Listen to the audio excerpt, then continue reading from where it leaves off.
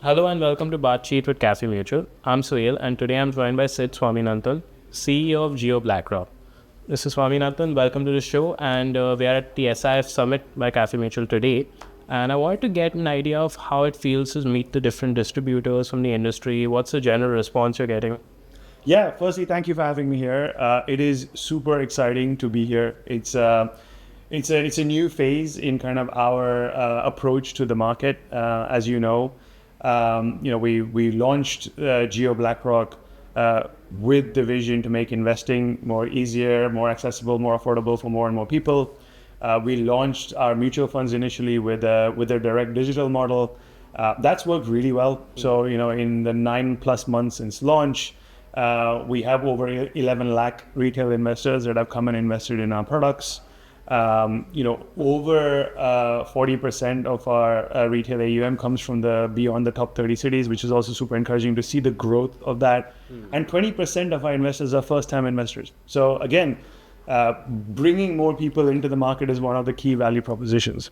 Now, as we go into our next phase, we are getting ready with more advanced, nuanced, complex products, such as the SIFs.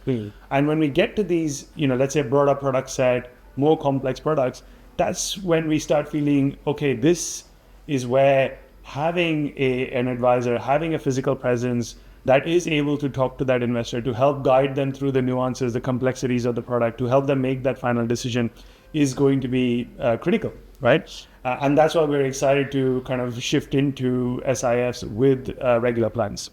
So we've had several conversations. We're super excited about the feedback that we've received so far with the interactions we've had with the community.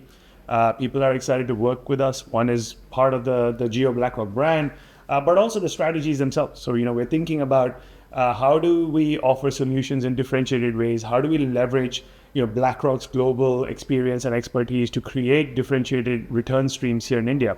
And that's also what's exciting the community. So far, the response has been great. All right. And in terms of regular plans, the SIF will be your first regular plan. Mm-hmm. What will be the name of your SIF? And also, have you spoken to distributors? Are there any queries coming from their side? Yeah, so we're calling it Prism. So okay. Prism SIF is the name. Small little anecdote. It's also a tool within Aladdin. So Aladdin is BlackRock's investment management platform. So this goes way back. So I've been at BlackRock for 20 years, used Aladdin for many years. There's also a key piece of technology within Aladdin that used to be called Prism that I use a lot. So it's quite cool to be able to call it that. But reality is, like, in terms of what people are asking about it is really the strategy. So it's about, like, how do we look at this category? It's a new category. Funds have only been around for 6 months. Where do we see the most value from an investor's perspective, right? In terms of the different categories?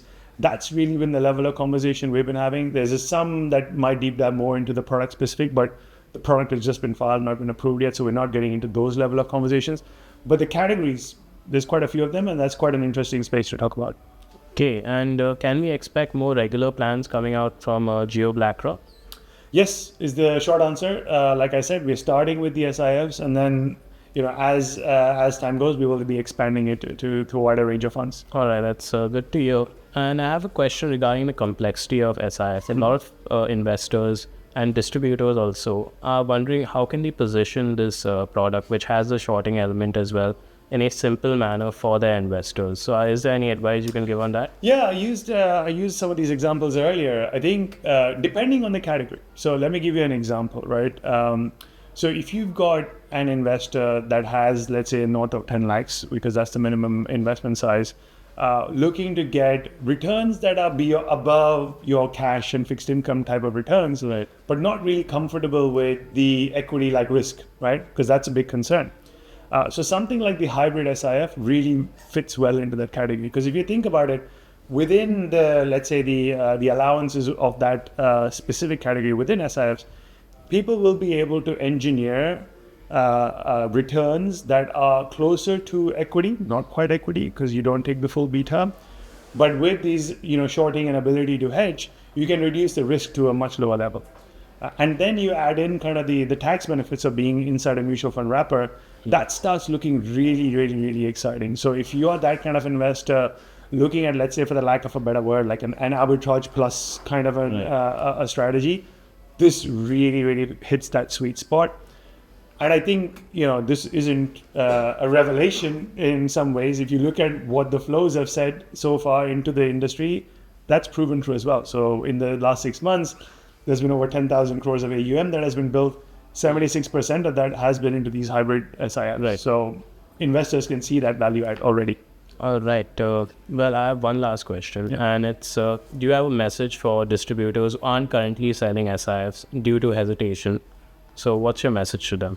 Yeah, I think super important. I think the key asks from my side, firstly, is to get educated. That is super important for the distribution.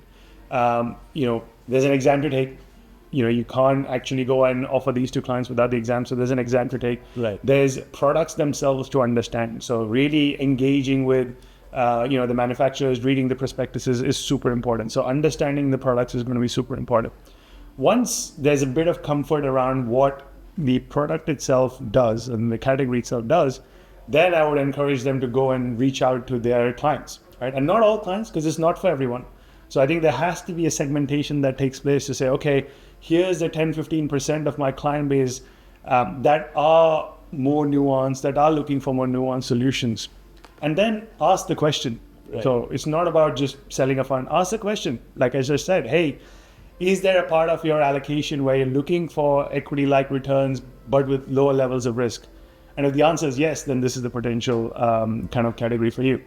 And then finally, find good partners. I think there's quite a few AMCs that are coming to market. So working with ones that are looking to build this out as a full platform that come with kind of the necessary level of education, interaction is also going to be important, because ultimately that partnership is also super critical for the success. All right. Well, thank you for your answers. And I'm sure the audience watching at home appreciated it. That's it for this time. And we'll catch you next time with many more leaders of the industry. Great. Thank you. Thank you for having me. Cheers.